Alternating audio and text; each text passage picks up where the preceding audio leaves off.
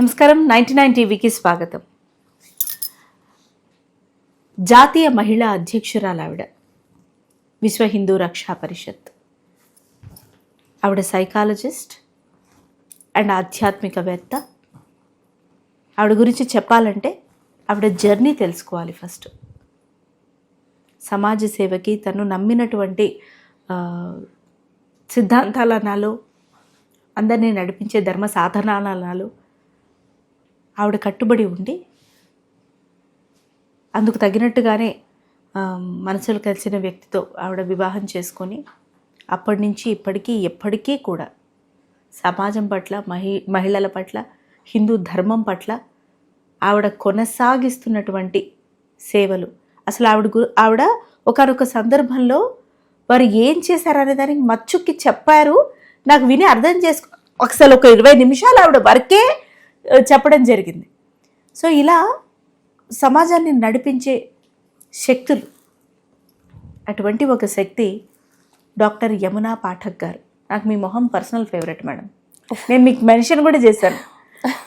మీరెంత చక్కగా కట్టు బొట్టు చూస్తూ ఉంటే చాలా పవర్ఫుల్ ఫేస్ అని మేము అనుకున్నాం డే 1. Thank you. ఆ తర్వాత ఓకే, ఇంత అజ్ఞానంలో మనం బతుకుతున్నాం, ఇంతమంది మన చుట్టూ, ఇంత శక్తులు మనల్ని నడిపిస్తున్నాయి, ఏదో 4 మాటలు మాట్లాడేసి ఓహో నాకే అన్ని తెలుసు అని అనుకుంటుంది నా బోటిది అని నేను అనుకున్నాను. అయ్యో, అసలు ఎన్ని ఇయర్స్ ఆఫ్ జర్నీ మేడం, ఎన్ని ఇయర్స్ ఆఫ్ జర్నీ, ఎంత సర్వీసు, ఎంత ఎంపవర్మెంట్, రూరల్ ఏరియాస్కి వెళ్ళి ఎంత డెవలప్మెంట్, ఎన్ని భాషలు, ఎన్ని భావోద్వేగాలు మేనేజ్ చేశారు.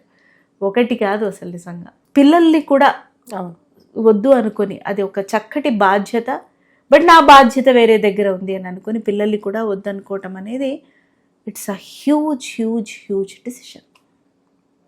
At the age of 19 you started all this, or even before that.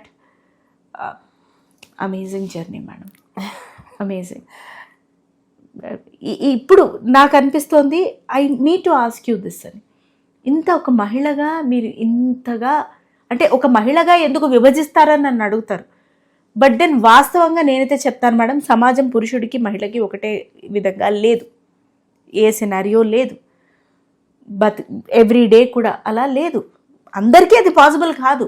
అందుకే ఎన్ని సర్కమ్స్టాన్సెస్ని ఎదుర్కొని ఇన్ని ఇయర్స్ జర్నీ చేసిన మీకు ఈ క్వశ్చన్ వ్యాలిడ్ అనిపిస్తుంది. మహిళా హక్కు, మహిళా స్వేచ్ఛ అరంగానే బొట్లు తీసేయడంలో, బట్టల సైజులు తగ్గించేయడంలో, లేకపోతే నచ్చిన బట్టలు వేసుకోవడంలో, ఎందుకు అసలు ఏ వస్తువుకి లిమిటెడ్ ఎందుకు అవుతుంది స్వేచ్ఛ? మీరేమంటారు అసలు స్వేచ్ఛ ఏంటి మహిళకి? తప్పకుండా. ముందుగా మీకు 99 టీవీ ప్రేక్షకులందరికీ కూడా నమస్సుమాంజలి. Thanks for the nice introduction. స్వేచ్ఛ అనేది మనందరికీ కూడా వీఆర్ హియర్ టు డిఫైన్, అంటే మనందరికీ కూడా స్వేచ్ఛని ఎలా డిఫైన్ చేసుకునే ఒక హక్కు మనకుంది. లక్కీగా ఎందుకు ఉందో చెప్తాను. ఈ దేశంలో ఉంది. అవునా? ఎగ్జాక్ట్లీ. ఈ దేశంలో మనందరికీ కూడా మన స్వేచ్ఛ అని చెప్పుకోవడానికి మనం మాట్లాడుతున్నాం. కానీ చాలా వరకు మీరు ప్రపంచ దేశాల్లో చూస్తే కొన్ని దేశాలలో స్వేచ్ఛ అనే పదం పలకడంలో కూడా స్వేచ్ఛ లేని పరిస్థితి మనకుంది. చాలా, అంటే మనకేంటంటే ఇప్పుడు ఎలా ఉంటుందంటే సునైనా గారు, మనం అందరం ఏమనుకుంటామంటే మనకి తెలిసిందే, నాకు తెలిసిందే కరెక్ట్, నేను ఆలోచిస్తుందే కరెక్ట్, నాకు తెలిసిన ఇన్ఫర్మేషన్ మాత్రమే వాస్తవం అనుకుంటాం. కానీ మనకి మన పరిధి దాటి, మన ఆలోచన పరిధి దాటి అలా చాలా విషయాలు ఈరోజు మనకు ఉంటాయి. ఎప్పుడైతే ఒక సామెత చెప్తుంటారు మన పెద్దవాళ్ళు, బావిలో కప్పలాగా అని. ఎప్పుడైతే ఆ బావిలో ఉన్న కప్ప, దానికి అదే ప్రపంచం. నాకు కూడా అలాంటి సందర్భాలు బోల్డ్ ఎదురయ్యాయి. నా ఒపీనియన్స్ నేను చాలా వరకు మార్చుకున్న పరిస్థితులు చాలా ఉన్నాయి. ఒపీనియన్గా ఉండకూడదు అని నిర్ణయించుకునే పరిస్థితులు ఉన్నాయి. ఇప్పుడు మనం కొన్ని ప్రీఫిక్స్డ్ అలాగే మనం సెట్ చేసేసుకుంటూ ఉంటాం. ఇది ఇలాగే, ఇది ఇలాగే, ఇది ఇలాగే. మన పరిణితి ఎలా పెరుగుతుంది? ఎప్పుడైతే మన ఆలోచన విధానం వైడెన్ అవుతుందో, మన నాలెడ్జ్ బేస్ పెరుగుతుందో, అవగాహన పెరుగుతుందో, మెచ్యూరిటీ లెవెల్స్ పెరుగుతాయో, అప్పుడు మనకి నాన్ జడ్జ్మెంటల్గా ఉంటామో, అప్పుడు మనము దేన్నైనా కూడా సూక్ష్మంగా, నాన్ జడ్జ్మెంటల్గా, తర్వాత అన్బయాస్డ్గా, డిస్క్రిమినేటివ్గా కాకుండా చూసే అవకాశం ఉంటుంది. But most of the time we are confined. మనం పెరిగిన వాతావరణం కావచ్చు, మనం చూస్తుంది కావచ్చు, తెలుసుకుంటుంది కావచ్చు, వింటుంది కావచ్చు, మనం అందరం ప్రభావితం అవుతాం, మనం అందరం మనుషులు. సో ఇలా అనేక ఆస్పెక్ట్స్తో మనిషి తన ఒపీనియన్స్ని ఫ్రేమ్ చేసుకుంటాడు. అందులో ప్రశ్నే స్వేచ్ఛ కూడా. సో స్వేచ్ఛ నాకున్నది ఏంటంటే, నేను ఎప్పుడైతే ఇక్కడ ఉన్నానో స్వేచ్ఛ మన దేశంలో మనకి ఇలా స్వేచ్ఛ లేదేమో, మన ఇది స్వేచ్ఛ కాదు. బయటికి వెళ్ళిన తర్వాత అక్కడ ఏదో పెద్దగా స్వేచ్ఛ ఏదో ఉందని, that was my mind frame నా చిన్నప్పుడు. ఓకే. బట్ నా ఫస్ట్ విజిట్ 19 yearsకే నేను మన దేశాన్ని రిప్రజెంట్ చేశాను. సో అట్లా వెళ్ళినప్పుడు అనేక ఎక్స్పీరియన్సెస్లో నా మనసులో ఉన్న స్వేచ్ఛకు అర్థం చాలా వరకు కూడా మారిపోయింది. అంటే అది తెలుసుకోవచ్చా మేడం? ఖచ్చితంగా. స్వేచ్ఛ మనం ఏమనుకుంటాం, ఆడవాళ్ళు ఇక్కడ మాత్రమే ఒక నెరేటివ్ని మన బుర్రలో పాతేశారు. భారతదేశంలో స్త్రీకి స్వేచ్ఛ లేదు. అయ్యో, అయితే మరి బయట ఉన్న అనేక మంది స్త్రీమూర్తులకు స్వేచ్ఛ ఉందా అని అనుకుంటాం మనం ఇక్కడ. ఎగ్జాక్ట్ కదా. అలా వెళ్ళినప్పుడు అనేక సందర్భాలలో అక్కడున్న వ్యక్తులతో, అనేక ప్రొఫెషనల్స్ వాళ్ళతో ఇంటరాక్షన్ మాట్లాడే ఒక అవకాశం వచ్చినప్పుడు మాత్రం నాకేదైతే నా నమ్మకాన్ని ఉందో, నేను ఒకటి ఏంటంటే ఏదైనా డేరింగ్గా అడగడం నాకు ఇష్టం, క్వశ్చన్ చేస్తాను. అలాంటి సందర్భాలలో స్వేచ్ఛకి నిర్వచనమే మారిపోయింది. సో కేవలం ఇక్కడే కాదు, స్వేచ్ఛ మన డెఫినేషన్ బయట దేశాల్లో కూడా ఆడవాళ్ళు ఉన్న వాళ్ళ స్థితిగతులు, వాళ్ళ ఆలోచనలు, వాళ్ళు కట్టుదిట్టాలు, ఇవన్నీ కూడా ప్రతి దగ్గర కూడా ఉంది.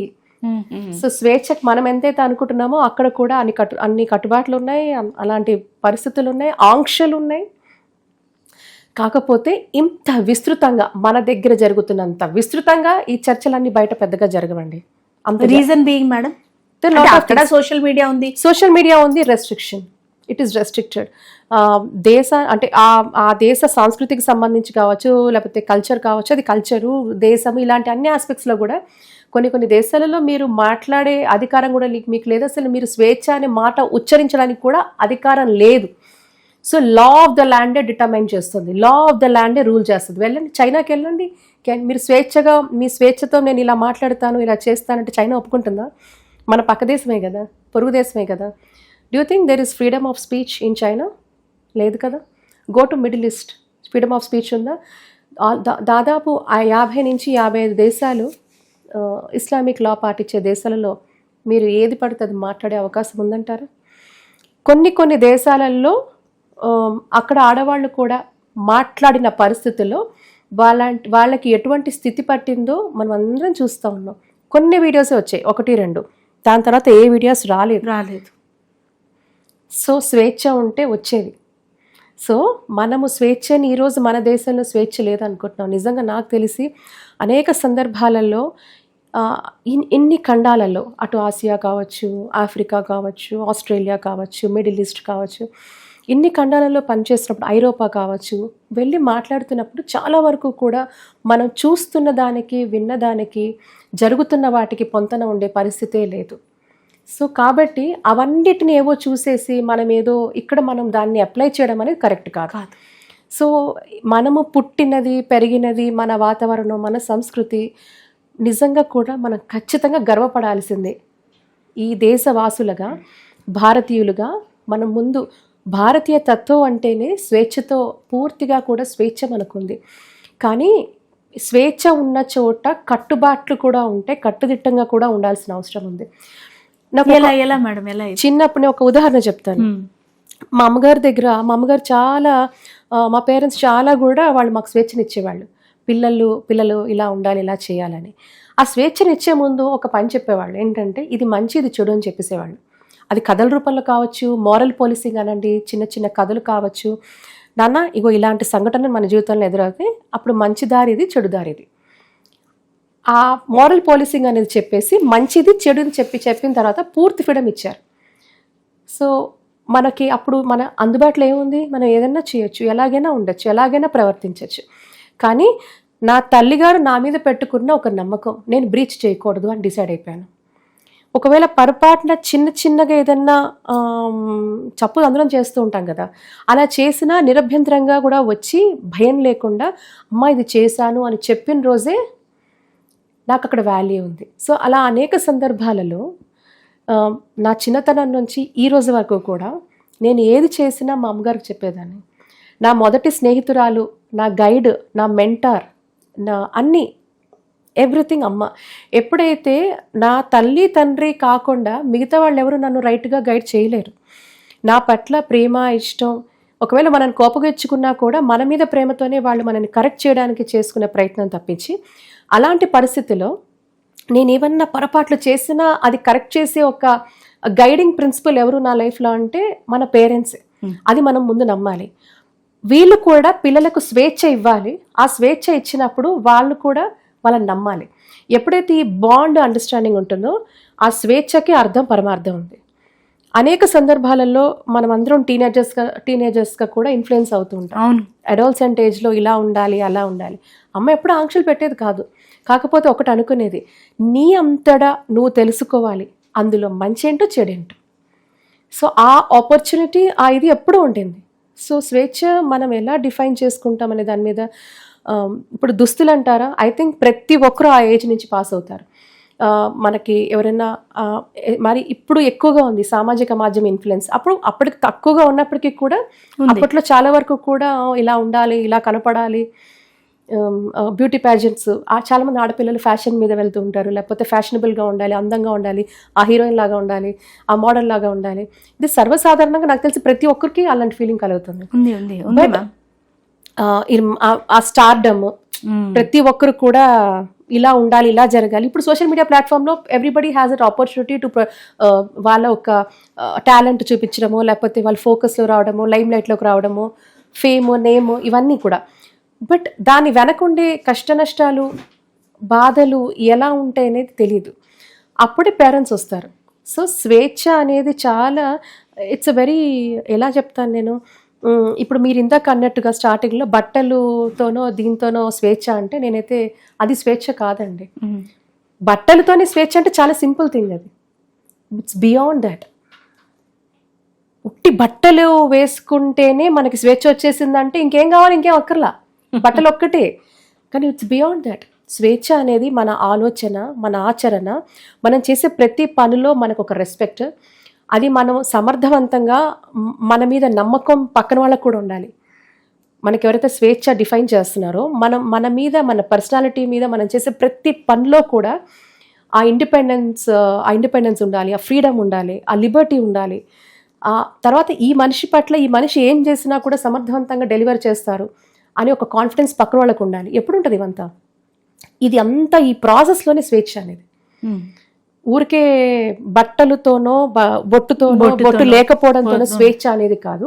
దీనికి ఉదాహరణ చెప్పాలి అంటే రాణి దుర్గావతి, ఓకే, లేకపోతే రాణి రుద్రమ్మ, ఝాన్సీకి రాణి, చెన్నమ్మ, ఇలా మీరు చెప్పుకుంటూ పోతే ఇలా అనేక మంది ఆడవాళ్ళు, ప్రిన్సెస్, రాణులు, మన దేశాన్ని పరిపాలించిన మహారాణులు. వాళ్ళ జీవితాలలో నేను ఒకనొక సందర్భంగా మొన్న మాట్లాడుతూ స్టూడెంట్స్తో చెప్తా ఉన్నాను.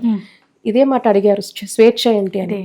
చంటి బిడ్డలను అక్కున చేర్చుకొని ఆ బిడ్డలను కూడా చక్కగా కూడా తనలో భాగంగా ఆ బిడ్డను కూడా ఒంటి మీద గట్టిగా పట్టుకొని అక్కడ నుంచి వీరోచితంగా యుద్ధాలు చేసిన ఆడవాళ్ళు ఉన్నారు. తన పిల్లల్నే కాదు, తన రాజ్యంలో ఉన్న పిల్లల్ని కూడా కన్న పిల్లలుగా చూసుకొని సమర్థవంతమైన పాలన, ఇండిపెండెంట్ రూల్, ఎవరి ఇంటర్ఫిరెన్స్ లేకుండా తన చాకచక్యంతో, తన తెలివితేటలతో, తన సత్తాతో రాజ్యాన్ని కూడా సమర్థవంతంగా శత్రువుల నుంచి కాపాడి విజయాన్ని సాధించి కన్నబిడ్డల్లా రాజ్యాల్లో ఉన్న ప్రజల్ని కాపాడడంలో తన ఒక స్వేచ్ఛ, తన ఒక ఫ్రీడమ్, తన లిబర్టీని తను ప్రదర్శించింది అక్కడ. అది ఫ్రీడమే కదా. తన కట్టుబొట్టుతో పాటు తన కుటుంబానే కాదు, అటు రాజ్యాన్ని కూడా శత్రు దేశాల నుంచి కాపాడుతూ రాజ్యాన్ని సమర్థవంతంగా నడిపిస్తూ చక్కటి పరిపాలన, సుపరిపాలన ఇస్తూ చక్కటి వ్యక్తిత్వము, తన ఆలోచన, తన ఆచరణ, తన స్వేచ్ఛని తను అనుకున్నది తన కుటుంబానికే కాదు తన రాజ్యంలో కూడా చేయడమే కదా స్వేచ్ఛ అంటే. అలాంటి మహా వీర వనితలు పుట్టిన గడ్డ ఇది. వాళ్ళు స్వేచ్ఛగానే ఉన్నారు. వారికి ఏ ఆంక్షలు ఉన్నాయి? వాళ్ళు ప్రదర్శించారు. వాళ్ళకి ఇచ్చిన స్వేచ్ఛని, వాళ్ళకు వచ్చిన అవకాశాన్ని ఎంత సద్వినియోగం చేసుకున్నారు. కుటుంబానికే కాదు, కుటుంబానికే పరిమితం అవ్వలేదు, తన రాజ్యానికి కూడా విస్తరించారు రాజ్యాలని. ఇది కదా ఫ్రీడమ్ అంటే. పర్సనాలిటీ అండి. Freedom is all about your personality. Me thought process, మీరు చేసే ప్రతి పని, మీ బట్టలే కాదు, బట్టలు ఆర్ పాట ఒక్క అంశం మాత్రమే. దాని ఆ ఒక్క అంశం పట్టుకొని దీన్నే స్వేచ్ఛ అంటే ఎలాగా? ఇక్కడ నేను ఒక ఎక్స్టెండెడ్ క్వశ్చన్ అడుగుతాను. మీరు విశ్వ హిందూ ఈ పరిషత్కి మీరు ఒక అధ్యక్షురాలు, మహిళా విశ్వ హిందూ రక్షా పరిషత్ రక్షిస్తున్నారు. విశ్వ హిందూ రక్షా పరిషత్ జాతీయ మహిళా అధ్యక్షురాలు. మీకు వచ్చే విమెన్ వాళ్ళ ఇష్యూస్, వాళ్ళ ప్రాబ్లమ్స్, ఆర్ మీరు వాళ్ళని మెంటోర్ చేయాల్సిన పరిస్థితుల్లో వచ్చినప్పుడు ఇలా అంటే వాట్ ఈస్ ఫ్రీడమ్ అని అడిగే, అదే మీరు చెప్పారనుకోండి, వాట్ ఈస్ ఫ్రీడమ్ అని అడిగే మహిళలు కానీ, యంగ్స్టర్స్ కానీ, అమ్మ ఫ్రీడమ్ అంటే బట్టల్లోనే ఉంది, నాకు ఇష్టం వచ్చినట్టు నేను ఉంటా, 12ంటికి నేను వచ్చినా కూడా నువ్వు నన్ను అడగడానికి నీకు రైట్ లేదు అని మదర్ని వారించే టీనేజ్ డాటర్ని కానీ మీరు డిడ్ యూ ఓవర్కమ్ లైక్ వాళ్ళతోటి అలాంటి వాళ్ళని మీరు ఇంటరాక్ట్ అయ్యారా? ఎస్ అంటే ఇక్కడ విహెచ్ఆర్పి నుంచి కాదు, బట్ యాజ్ అ సైకాలజిస్ట్ కూడా కాలేజెస్కి వెళ్ళినప్పుడు, లేకపోతే పేరెంట్స్ ఇంట్రాక్షన్ ఉన్నప్పుడు, పేరెంట్స్ కౌన్సిలింగ్ ఉన్నప్పుడు, మా పిల్లలు ఇలా చేస్తున్నారండి అన్నప్పుడు, దేర్ లాట్ ఆఫ్ సందర్భాల్లో మనం అన్నప్పుడు నేనేమంటానంటేనండి, చేయి దాటిపోయేంత వరకు వెయిట్ చేయొద్దంటాను. అందుకే పేరెంటల్ చైల్డ్ బాండింగ్ అనేది చాలా చాలా ఇంపార్టెంట్. అది చిన్న వయసు నుంచే you try to hold them when they are very young. మనం చిన్నప్పుడు ఎప్పుడైతే ఒక ఇమోషనల్ బాండ్ పిల్లలకి పేరెంట్స్కి ఉంటుందో ఆ టైంలో మనం వాళ్ళని విస్మరించేస్తూ ఉంటాం. అవును, వదిలేస్తాం. చదువు పరంగా లేకపోతే మంచి కాదు, మనం తీసుకెళ్ళి మనము అంటే ఒకటి నేను అర్థం చేసుకుంటాను, ఇప్పుడున్న న్యూక్లియర్ ఫ్యామిలీస్ వల్ల, చిన్న ఫ్యామిలీస్ వల్ల ఎవరు చూసుకోవడానికి లేనప్పుడు మనం తీసుకెళ్ళి వాళ్ళని క్రష్లో పెట్టేస్తాం అక్కడ, లేకపోతే మనం ఫోన్స్ ఇచ్చేస్తాము, లేకపోతే ఎవరికో పెట్టేస్తుంటాం. వాళ్ళతో ఇంటరాక్షన్ ఎక్కడైతే నేను చాలా వరకు కూడా పిల్లలు చిన్నప్పటి నుంచి కూడా మొదట 7 years, ఫస్ట్ 7 yearsలో పేరెంట్స్తో ఒక అమితమైన బాండింగ్ ఏర్పడుతుంది పిల్లలకి. మనం అనుకుంటే వాళ్ళు చాలా చిన్నపిల్లలు కదా, వాళ్ళకి ఏమవుతుంది? నో, మనకి అందుకే మీరు పురాణాలు ఒకసారి చూస్తే మనకి ప్రహ్లాదుడి గురించి మనం వింటే, తల్లి కడుపులో నుంచి ప్రహ్లాదుడు అమ్మ చెప్పినవన్నీ కూడా, నారాయణ మంత్రం కానివ్వండి, అమ్మ చేసినవన్నీ కూడా అంటే అర్థం ఏంటి? Right from that womb there is a connectivity between the child and the mother and even the father. అమ్మకే కాదు, నాన్నతో కూడా. సో మనం అనుకుంటాం కేవలం అమ్మతోనే ఆ చైల్డ్కి బాండ్ కాదు, నాన్నతో కూడా ఉంటుంది. సో తల్లి తండ్రి ఇద్దరితో కూడా బాండ్ చైల్డ్కి అప్పటి నుంచి ఉంటుంది. సో అందుకే మొదటి 7 years చాలా క్రూషల్ అని చెప్తూ ఉంటాం. సో అందుకే ఆ టైంలో వారు చిన్నపిల్లలే కదా, వాళ్ళకి ఏం తెలుస్తుంది, వాళ్ళకి ఏం అర్థం అవుతుంది? వాళ్ళకి ప్రతిదీ తెలుస్తుంది. సో ఆ సెన్సరీ పర్సెప్షన్ అనేది చైల్డ్కి పేరెంట్స్కి చాలా బలంగా అయ్యే టైం అది. అందుకే అంటాం చాలా పాజిటివ్గా మాట్లాడండి, మనం ఉంటే ఫ్యామిలీ అట్మాస్ఫియర్ చాలా పాజిటివ్గా ఉండాలి. పిల్లలు పెరుగుతున్న దాంట్లో కూడా వాళ్ళు అన్నీ గ్రహిస్తారు, అడాప్ట్ చేసుకుంటారు, చూస్తారు, గ్రహిస్తారు. ఇవన్నీ కూడా వాళ్ళ మీద మేజర్ ఇంపాక్ట్ ఉంటుంది, వాళ్ళ కాగ్నేటివ్ బిహేవియర్ మీద, వారి కాగ్నేటివ్ స్కిల్స్ అంటాం. అంటే వాళ్ళ ఒక బ్రెయిన్ ఎదుగుదల అనేది ఆ టైంలో వేగవంతంగా జరుగుతుంది, మొదటి 7 years చాలా. సో ఈ అన్ని పరిస్థితులు కూడా చైల్డ్ మీద ప్రభావితం చూపిస్తాయి. కాబట్టి వాళ్ళు ఎప్పుడో పెద్ద అయిన తర్వాత నేను కంట్రోల్ చేస్తానంటే వాడు ఎందుకు వింటాడు మీ మాట? అది జరగని పని, అది అస్సలు జరగని పని అది. సో నేనేమంటానంటే వెన్ దే ఆర్ యంగ్, ఆ టైం నుంచి వాడిని గ్రూమ్ చేయండి మీరు, అమ్మాయినా అబ్బాయినా, నాకైతే ఇద్దరు ఒకటి, నాకు ఏ జెండర్ డిఫరెన్స్ లేదు. సో ఆ ఇద్దరిని మీరు, పిల్లలు అమ్మాయిలైనా అబ్బాయిలైనా, మీరు ఆ టైం నుంచి వాడిని గ్రూమ్ చేయడం వల్ల వాళ్ళు ప్రాపర్ హెల్దీ రిలేషన్ ఉన్న ఏ పేరెంట్ చైల్డ్కి మాత్రం ఇటువంటి అంశాలు ఎప్పుడూ ఉండవు. మీరు అట్లా హెల్దీ ఫ్యామిలీని కూడా చూసారా? ఎస్, బోల్డ్ అని. ఇన్ఫ్యాక్ట్ నేను ఎప్పుడు చెప్తుంటా మీడియాలో, ఎందుకు ఈ నెగటివిటీ చెప్తారు? దెర్ ఆర్ బ్యూటిఫుల్ ఫ్యామిలీస్, అద్భుతమైన కుటుంబాలు ఉన్నాయి. ఇప్పుడు మీరు ఏదో జెన్జీ అవన్నీ చెప్తున్నారు కదా, అసలు అద్భుతంగా ఉన్న పిల్లలు, సంస్కృతి, సాంప్రదాయం, పద్ధతులు, అలవాట్లు, అద్భుతమైన తెలివితేటలు ఉన్న పిల్లలు, ఆచరించే పిల్లలు, తల్లిదండ్రులను గౌరవించే పిల్లలు, కుటుంబం అంటే రెస్పెక్ట్ ఇచ్చే పిల్లలు, చక్కగా వాళ్ళకి చెప్పించుకోలేని పిల్లలు, అంటే ఇది చెయ్యి నాన్న అని అసలు అలాంటి అవకాశం కూడా ఇవ్వకుండా ఉన్న పిల్లలు బోల్డ్ మంది ఉన్నారు, బోల్డ్ కుటుంబాలు ఉన్నాయా? ఎస్, డెఫినెట్లీ ఉన్నాయి. మనం ఏంటంటే ప్రాబబ్లీ మన ప్రాబ్లం ఏంటంటే చెప్పమంటారా, ఎప్పుడు కూడా we get attracted to negativity, negative news, నెగటివిటీకే ఎక్కువ మనకి వ్యూస్, పీపుల్ విల్ సీ, అరే నెగటివిటీకే ఎక్కువ ఆకర్షితులవుతారు. But the other way around, there is a time now, it is time for us to talk about lot of positive things. సరే, చేస్తున్న వాళ్ళు ఇప్పుడు ఏమిటంటామంటే, ఇప్పుడు అలా పెంచడం తప్పు, అది వాళ్ళు తెలుసుకోవాలి.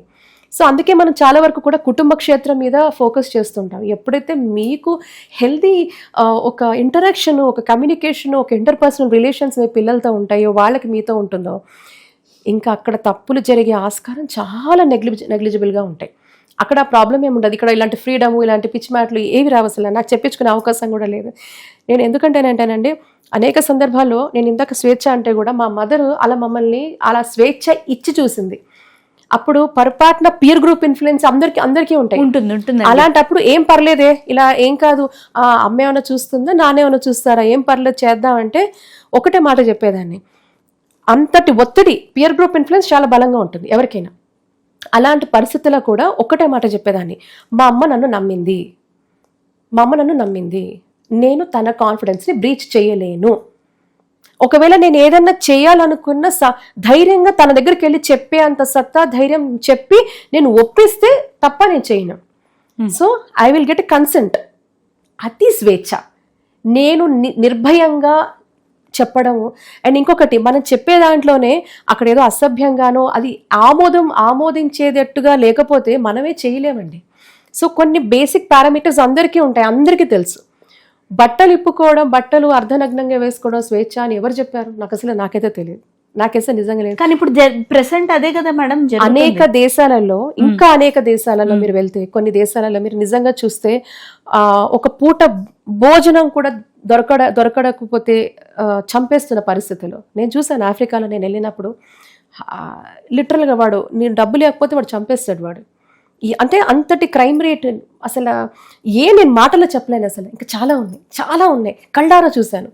అప్పుడు అనిపించింది కదా, ఈరోజు మనం ఏదైతే మాట్లాడుతున్నామో ఇంత స్వేచ్ఛగా మన దేశాన్ని విమర్శిస్తాం, దేశ ప్రగతిని విమర్శిస్తాం, మన సంస్కృతిని విమర్శిస్తాం, మన దేవుళ్ళని విమర్శిస్తాం, మన నడవడికని విమర్శిస్తాం. కానీ కొన్ని బయటికి వెళ్ళి చూస్తే తెలుస్తుంది, విమర్శించడానికి కూడా హక్కు లేదు. స్వేచ్ఛ లేని దేశాలు ఈ ప్రపంచంలో బోల్డ్ అని ఉన్నాయి.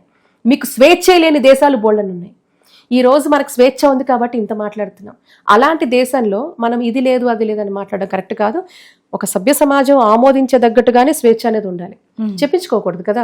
ఈరోజు నేను ఏదైతే నేను ఒక బాత్రూంలో ఉండే బట్టలు ఎలా ఉంటాయో అలాంటి బట్టలు కూడా బయటకు తీసుకొచ్చేసేసారు. నేను చెప్పిన అంత సిగ్గుచేటంటే, మా పేరెంట్స్ నాకు కాల్ చేసి అడిగారు, పిల్లలు ఏదో సమ్ యాడ్ అనుకుంటా, యాడో లేకపోతే సినిమాలో సీన్, బాత్రూంలో టవల్ కట్టుకొని బయటకు వస్తే కూడా అమ్మ అది ఎందుకు అలా ఉన్నది అని మా పిల్లలు అడుగుతున్నారండి, నేను వాళ్ళకి ఏం చెప్పాలండి అని.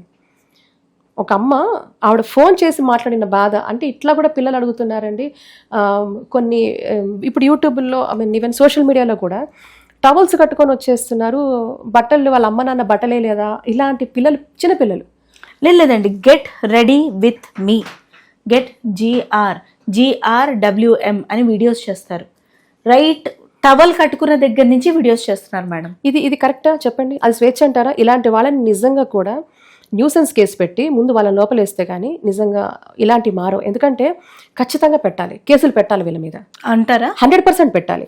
ఎందుకంటే when a child is asking, ఇప్పుడు కొన్ని అర్ధనగ్నంగా పోస్టర్స్ చూసి చిన్నపిల్లలు కూడా అలాంటి వాటి మీద అనేక సందర్భాల్లో మేము ఫైట్ చేసాం, తీపిచ్చేసాం కూడా, చేయించాం కూడా. పిల్లలు వచ్చి అడుగుతున్నప్పుడు వాట్ ఈస్ ఇట్, మదర్ కానీ ఫాదర్ కానీ ఏం చెప్తారండి? ఎంత ఎంబారస్మెంట్ ఇది. ఒక సోషల్ ఇకో సిస్టమ్ని పాడు చేసే విధంగా ఉండే ఏ వ్యవస్థ అయినా, అలాంటి వ్యవస్థను ఎంకరేజ్ చేసే ఎటువంటి వ్యక్తులకైనా శిక్షార్హులే ఖచ్చితంగా. అది ఏ మీడియం అయినా సరే, that could be films, that could be OTT, that could be serials, that could be anything on social media, anything. And definite గా కూడా దాని మీద IT యాక్ట్ అనేది వర్తిస్తుంది. ఎనీథింగ్, ఎందుకంటే you are propagating nudity, semi nudity, obscenity, and ఇలాంటి fabric ని గనక మీరు ప్రమోట్ చేస్తే ఖచ్చితంగా కూడా అది శిక్షార్హులే. ఏది చేసి చూడండి, మీరు వెళ్ళండి బయటకు వెళ్ళి, ఇప్పుడు ఇందాక నేను కొన్ని దేశాలు చెప్పాను కదా, వెళ్ళి చేయమనండి అక్కడ, let them try doing it. మరి ఇవన్నీ చేస్తూ కూడా స్వేచ్ఛ, మానవతా హక్కులని వీటికి హక్కులు లేవండి. స్వేచ్ఛ కావాలనుకుంటే ఈ దేశంలో ఉండద్దు, ఈ దేశంలో ఇంతే ఉంటుంది, ఈ దేశం ఇంతే ఉంటుంది. ఈ దేశంలో ఈ రోజు మీకు స్వేచ్ఛ ఎక్కువైపోయింది కాబట్టి ఇలాంటి విపరీతాలు చేస్తున్నారు. ఇది ఖచ్చితంగా ఖండించాల్సిందే. ఇది nothing to do with rigidity. There is so much of freedom. ఈ ఫ్రీడమ్ని మీరు మిస్యూజ్ చేస్తున్నారు కాబట్టి ఖచ్చితంగా మీరు శిక్షార్హులే. ఎందుకంటే ఇప్పుడు మీరు ఒక జనరేషన్ ని పాడు చేస్తున్నారు కదా, మీరు పాడు చేస్తున్నారు కదా. ఒక భారతీయ సంస్కృతి విదేశాల్లో, పాశ్చాత్య దేశాల్లో చక్కగా కట్టుబొట్టు ఈరోజు మన సాంప్రదాయం కల్చర్ని వాళ్ళు అడాప్ట్ చేసుకుంటే, you are adapting as ducks take to water, you are adapting western culture. వాళ్ళు ఈరోజు వాళ్ళు బాగానే ఉన్నారు, వాళ్ళు శుభ్రంగా ఉన్నారు, వాళ్ళు చక్కగా ఉన్నారు, వాళ్ళు కూడా నిండుగానే కప్పుకుంటున్నారు, నిండుగానే ఉంటున్నారు. ఇన్ఫాక్ట్ ఇక్కడ ఇదంతా వితండవాదన, ఇదంతా పిచ్చి పైత్యం. బయటికి వెళ్తుంటాను నేను కూడా. మనం కొన్ని దేశాల్లో వెళ్తున్నప్పుడు కొన్ని పరిస్థితుల్లో వెస్ట్రన్ వేర్ వేసుకుంటాం. చక్కగా ఉండే వెస్ట్రన్ వేర్ ఎందుకు వేసుకోకూడదండి? జీన్స్ కానీ లేకపోతే టాప్స్ షర్ట్స్. వస్త్రం అంటే మీరు చీర కట్టుకుంటేనే వస్త్రం అని నేను చెప్పట్లేదు. అదే ఇది modernity is nothing to do with skin show అంటారు మీరు. Absolutely you can wear your western dresses, you can మీరు చక్కగా అన్ని దుస్తులు. వెస్ట్రన్ డ్రెస్సెస్ అంటే మీరు ఎలా బ్రాండ్ చేశారంటే, వెస్ట్రన్ డ్రెస్సెస్ అంటే పూర్తిగా కూడా అర్ధనగ్న ప్రదర్శనే వెస్ట్రన్ డ్రెస్సెస్ అన్నారు. వాళ్ళు బాగానే ఉన్నారు అక్కడ, వాళ్ళు చక్కగానే కప్పుకొని ఉంటున్నారు. If you see they are fully covered. Okay, they are most of the times are fully covered. So don't, I mean మీరు పిచ్చి ఇది అంటున్నాను. ఇదే మిడిమిడి జ్ఞానంతో వాళ్ళు అలా ఇప్పుకొని తిరుగుతున్నారు, వాళ్ళు ఇప్పుకొని తిరగట్లేదు, వాళ్ళు బాగానే ఉంటున్నారు. మీరే ఇప్పుకొని తిరుగుతున్నారు, మీరు ఇప్పుకొని తిరుగుతున్నారు, వాళ్ళ పేరు చెప్తున్నారు, but they are not doing that. So this all stupidity. So anyone who promotes, అంటే ఒక సోషల్ ఇండీసెన్సీని ప్రమోట్ చేసే వాళ్ళ మీద ఖచ్చితంగా కేసులు పెట్టినాడు. ఇంకొకళ్ళు ఎవరు చేయరు. బాబు ఈ దేశంలో చట్టం చాలా పటిష్టంగా ఉంది. ఇలాంటి పిచ్చిగా చేస్తే ప్రభుత్వాలు ఊరుకోవు, చట్టాలు ఊరుకోవు, వీటి మీద యాక్షన్ తీసుకుంటారని. ఎందుకంటే you are doing a cultural erasure. Yes, వీళ్ళు చేస్తున్న పని ఏంటంటే in the name of freedom, in the name of అత్యుత్తమైన స్వేచ్ఛ అని చెప్పేసి ఒక కల్చర్నే వీళ్ళు ఇరేజ్ చేసే ప్రయత్నం చేస్తున్నారు. అది కరెక్ట్ కాదు. ఈరోజు భారతీయ సంస్కృతి ఏంటి అంటే, నువ్వు భారతీయ సంస్కృతిని ఇరేజ్ చేసే ప్రయత్నం నువ్వు చేస్తున్నావు. ఎప్పుడైతే ఒక సంస్కృతి దెబ్బ పడుతుంది, ఒక గంటి పడుతుంది అన్నప్పుడు ఇట్స్ అ డేంజర్ సిగ్నల్. దానికి ప్రభుత్వాలు ఊరుకోకూడదు, చట్టాలు కూడా ఊరుకోకూడదు. ఇటువంటివన్నీ మీరు మీ 4 గోడ మధ్యలో మీరు ఏం చేసుకుంటే ఎవరికేం కావాలి? You have all the Liberty, you have all the freedom.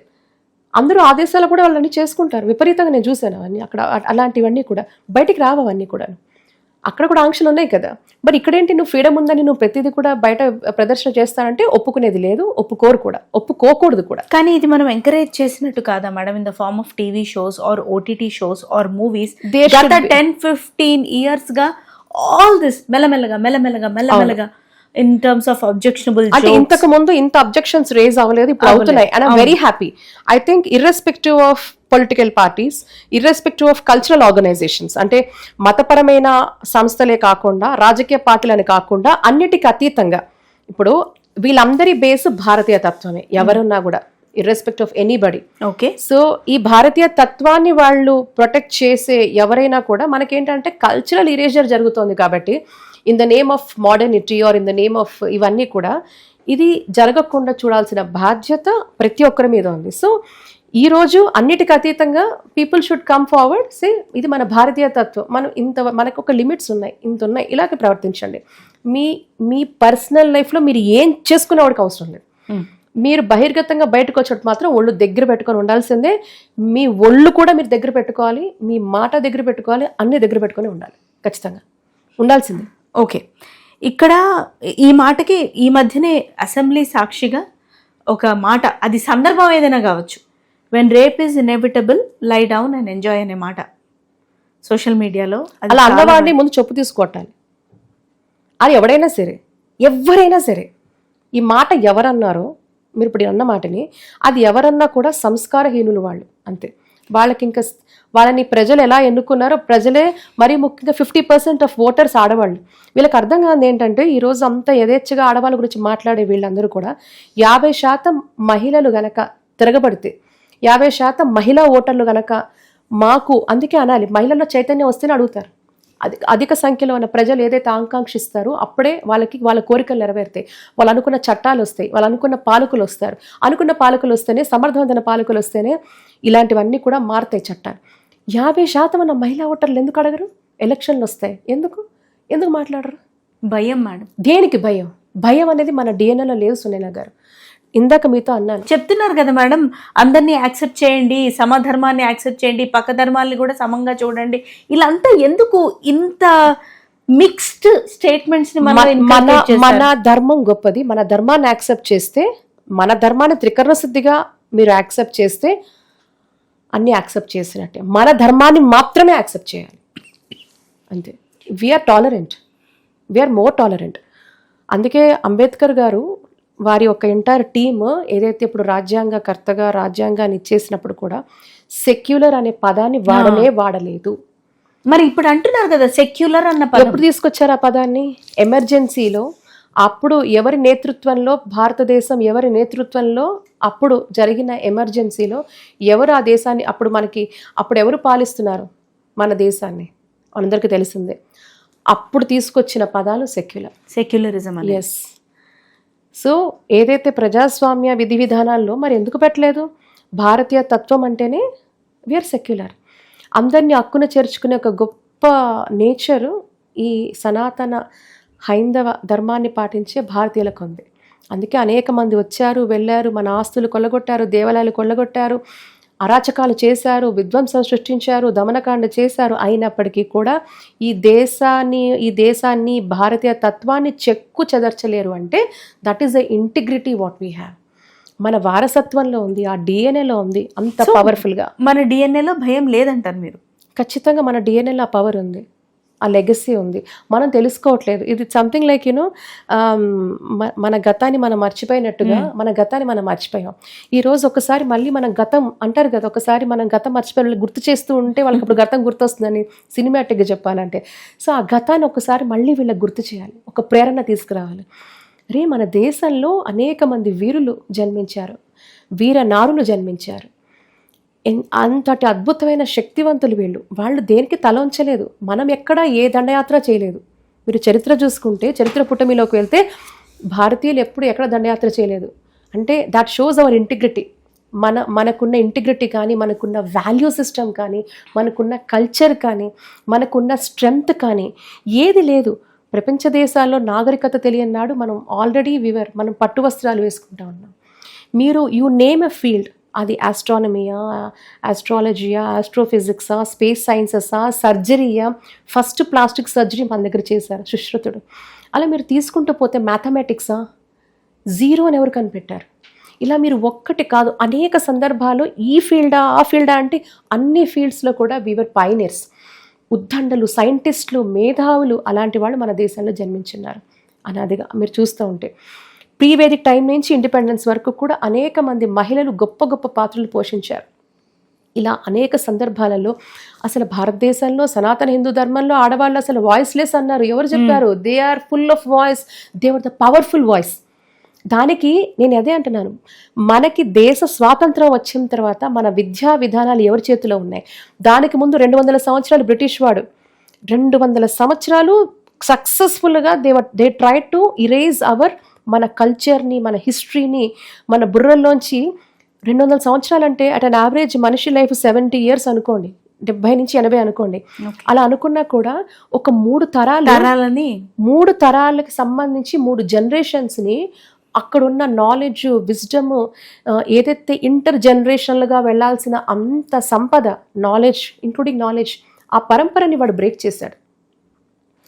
దాని తర్వాత సక్సెస్ అయింది ఎవరు అంటే, స్వాతంత్రం వచ్చిన తర్వాత దేశానికి సంబంధించి విద్యా విధానం ఎవరి చేతిలో ఉంది? మనందరికీ తెలుసు. లెఫ్ట్ హిస్టోరియన్స్ కొంతమంది, అప్పుడున్న విద్యాశాఖ మంత్రులు ఎవరు? ఎందుకు ఆ శాఖే తీసుకున్నారు వాళ్ళు?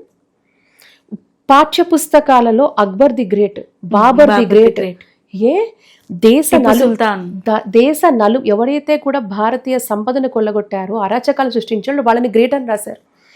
మనకు సంబంధించిన ఎంతమంది వీరులు, వీర నారుల గురించి ఎక్కడైనా మాట్లాడారా?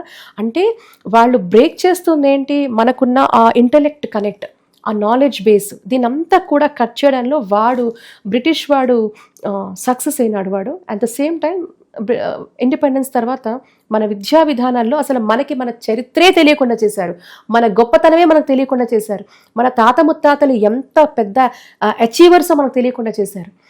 అండ్ స్లోగా పాయిజన్ చేసింది ఏంటి అంటే క్యాస్ట్, రిలీజను, ఇటువంటి భేదభావాలన్నీ కూడా మనలో ఫీడ్ చేశారు. హిందూ సమాజాన్ని విచ్ఛిన్నం చేసే ప్రయత్నాలన్నిట్లో కూడా వాళ్ళు సక్సెస్ఫుల్గా ప్లాంట్ చేసేసారు, విత్తనాలు వేసేసి వదిలేశారు. ఈ రోజు తర్వాత మనలో మనం కొట్టుకొని చావండ్రా మీరు అని వాడు డివైడ్ అండ్ రూల్ చేసిపోయినాడు. ఆ డివిజన్ అనేది ఈ రోజు వరకు జరుగుతుంది. అంటే వాళ్ళు చేసిన ఒక విష బీజం ఏదైతే నాటారో ఆ రోజు, ఈ రోజుకి కూడా మన భావాజాలం, లేకపోతే మీరు నేను స్వేచ్ఛ గురించి మాట్లాడుకునే పరిస్థితి ఉంటుందా? ఇలా మనకి సంబంధించిన ఆడవాళ్ళు కావచ్చు, మగవాళ్ళు కావచ్చు, ఈరోజు దరిద్రంగా బయటకు వచ్చి సోషల్ మీడియాలో కొట్టుకునే పరిస్థితి ఉంటుందా? ఉంటుందా? ఈ దౌర్భాగ్యం ఎందుకు వచ్చింది? ఈ దౌర్భాగ్యం ఎందుకు వచ్చింది?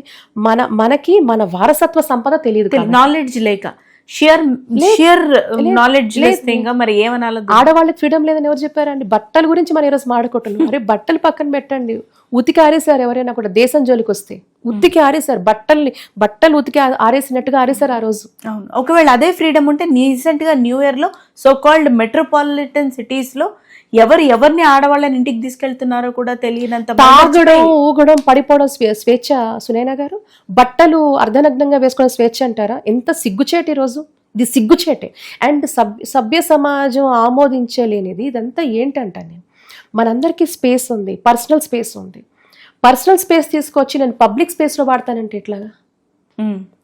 నా పర్సనల్ స్పేస్ని తీసుకొచ్చి అంతర్గతంగా నేను దాచుకోవాల్సిన విషయాలు నేను పబ్లిక్ స్పేస్లో పెట్టేస్తాను అంటే దీన్ని స్వేచ్ఛ అంటారండి?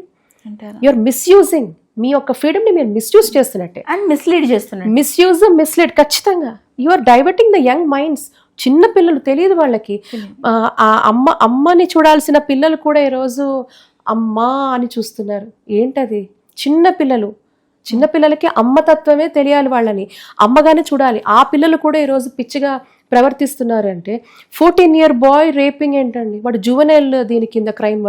వాడికి ఏం తెలుసు రేప్ అంటే? వాడిని అడిగాడు, ఇదే సినిమాని నేను ఇదే సీన్ని, రేప్ సీన్ని ఇన్నిసార్లు చూసి ఒక 7 years పాపని వాడు రేప్ చేశాడు, 6 ఏళ్ల పాపని రేప్ చేశాడు. NCRB రిపోర్ట్స్, లైక్ పోలీస్ ఇన్వెస్టిగేషన్లో నువ్వు ఎందుకు రేప్ చేసావు అంటే వాడు రేప్ అంటే వాడికి తెలియదు. వాడికి 13-year బాయ్, 14-year బాయ్కి వాడికి రేప్ అంటే తెలియదు. But that fellow committed crime, assault అనే గర్ల్, ఫిజికల్ అసాల్ట్ అనే గర్ల్. ఎందుకు అంటే ఆ సినిమా చూసి నేను చేశాను అన్నాడు వాడు. చూసి రిపీటెడ్గా చూసి, ఏంటి ఆ సినిమాలో ఉన్న సీన్ చూసి వాడు ప్రభావితమై వాడు చేస్తున్నాడు. ఎందుకు మాట్లాడుకుంటున్నామంటే ఈరోజు విన్నదానికంటే చూసిన దానికి ప్రభావితం అవుతాం మనము. కాబట్టి ఇన్ని అఫెన్సెస్, ఇవన్నీ కూడా అఫెన్సెసే. వాడు మద్యం తాగుతాడు, మాదక ద్రవ్యాలు తీసుకుంటాడు, ఇటువంటి సీన్స్ చూస్తాడు. ఆ సీన్లో చూపించే ఆడవాళ్ళని వీళ్ళు ఏం చేయలేరు, వాళ్ళు జోలికి రాలేరు. కానీ ఇంకెవరో ఉంటారు అక్కడ స్కేప్ గోట్, వాళ్ళ మీద అత్యాచారం చేస్తారు. ప్రేరణ వీళ్ళే ప్రేరణ. వాళ్ళని ఏం చేయలేరు కదా. హై సెక్యూరిటీ జోన్లో ఉంటారు వీళ్ళు, బాడీ గార్డ్లు వాళ్ళు ఎవరో ఉంటారు కదా, వాళ్ళంతా ఎస్కాట్స్ ఉంటారు. వీళ్ళ జోలికి రాళ్ళు, వాళ్ళు చేయలేరు కదా. బట్ మీరు చేస్తున్న అఫెన్స్ని మీరు అఫెన్స్ చేస్తున్నారు, మీరు ఒక క్రైమ్ని సృష్టిస్తున్నారు. ఇది ఖచ్చితంగా చెప్తాను నేనైతే. Whatever you are showing all that nonsense, ఇంకొకళ్ళు పిల్లలు ప్రభావితం అవుతున్నారు, టీనేజర్స్ ప్రభావితం అవుతున్నాడు. వాడు అది చూస్తున్నాడు. వాడు చూసినప్పుడు వాడికి జరిగిన ఆ ప్రేరణ వాడు నెగిటివ్గా తీసుకొని వాడు is raping some other girl. నువ్వు ఇప్పుకుంటున్నావు కాబట్టి ఇంకొక కప్పుకున్న అమ్మాయిని వాడు రేప్ చేస్తున్నాడు. నువ్వు ఇప్పుకుంటున్నావు కాబట్టి. కప్పుకున్న అమ్మాయిని రేప్ చేస్తున్నారు, కప్పుకున్న అమ్మాయిని రేప్ చేస్తున్నారు అంటే ఇప్పుకున్న అమ్మాయిలు చూపిస్తున్నారు కాబట్టి కప్పుకున్న అమ్మాయిలు రేప్ చేస్తున్నారు. ఇది వాస్తవం.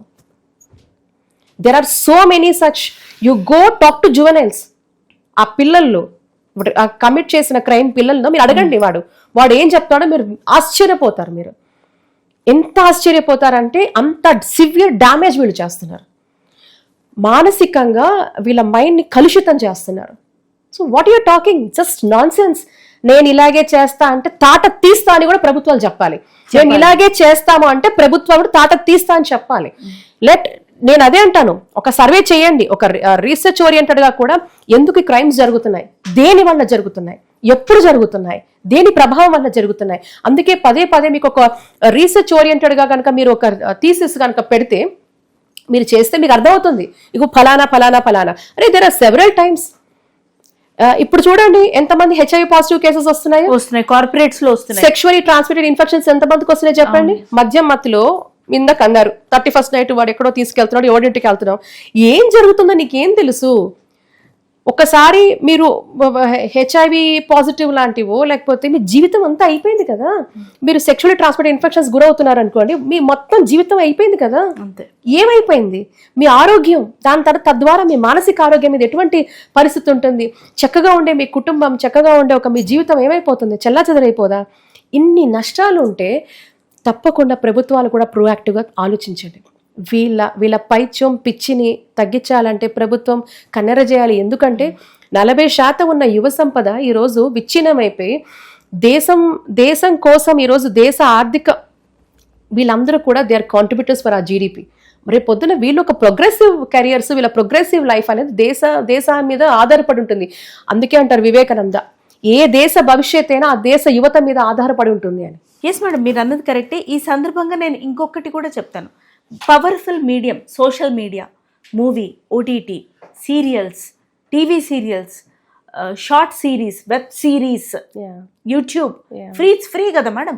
ఏజ్ రిస్ట్రిక్షన్ చెప్తారు కానీ 2 ఏళ్ల పిల్లాడు కూడా ఒక అడల్ట్ వెబ్ సిరీస్ యూట్యూబ్లో చూడొచ్చు. అవును, అంటే 2 ఏళ్ల పిల్లాడు చూస్తాడా అని కాదు, బట్ జస్ట్ యాక్సెస్ ఉంటుంది. బట్ వీళ్ళందరిలో కూడా ఫ్రీ యాక్సెస్. ఐ థింక్ ప్రతి విమెన్, ప్రతి man, director Avani, artist Avani, this is our limit. ఇది దాటి మేము చేయమంటే ఓకే, కెరియర్లు పోతాయేమో, 10 పోతాయి, 15 పోతాయి, 100 మంది పోతారు, 101 వాడు కూడా రాయడం మాంతాడు కదా అని అంటున్నారు. I'm saying this being in the industry.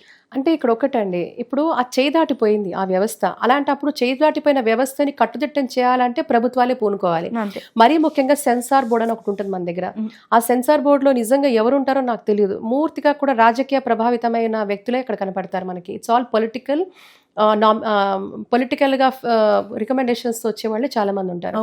But they should also tell ఈ సెన్సార్ బోర్డులో ఎవరెవరు ఉన్నారు, ఎలాంటి వ్యక్తులు ఉన్నారు మనకు తెలుసా? మీకు తెలుసా? నాకు తెలుసా? తెలియాలి. అండ్ ఎలాంటి వాళ్ళని పెట్టాలి?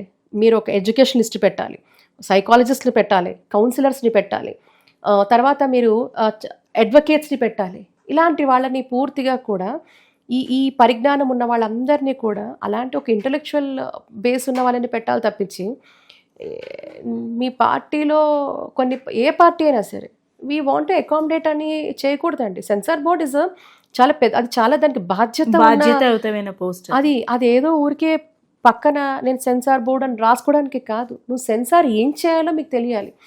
సినిమాలో 100 కట్లు ఉంటే సినిమా మొత్తం కట్లు ఉంటే తీసిపడేయండి, భయం వస్తుంది వాడికి. అది తీసేవాడికి భయం వస్తుంది. చేయాల్సింది ఎవరు వాళ్ళు చేయాలి. ఎవరి పని వాళ్ళు చేస్తేనే భయం ఉంటుంది. ఇప్పుడు వచ్చే అమ్మాయి హీరోయిన్ కావచ్చు, లేకపోతే ఇంకోళ్ళు కావచ్చు, ఇంకోళ్ళు వాళ్ళని మనం మానండి అంటే అది వాళ్ళు డిమాండ్ చేస్తున్నారు కాబట్టి వాళ్ళ అవసరమో ఇది. అంటే అక్కడ ఉండే ఆంక్షలు, అక్కడ ఉండే దానికంటే కూడా సిస్టమే సరిగ్గా ఉందనుకోండి, ప్రభుత్వాలే సరిగ్గా ఉన్నాయనుకోండి, ప్రభుత్వాల ఆధీనంలో ఉన్న ఈ సెన్సార్ బోర్డ్స్. ఇంకొకటి ఫిల్మ్స్కే మనం సెన్సార్ బోర్డ్ చూస్తున్నాం, ఓటీటీస్కి ఎక్కడ ఉంది? ఎంత దారుణం అసలు, ఎంత విపరీతాలు. సెన్సార్ బోర్డ్ ఓటీటీకి ఎలా ఉంది? ఎలా ఓటీటీకి ఎందుకు వెళ్తున్నాయి? ఎందుకు సెన్సార్కి ఒక్కరు లేకుండా ఓటీటీలు వస్తున్నాయి చెప్పండి.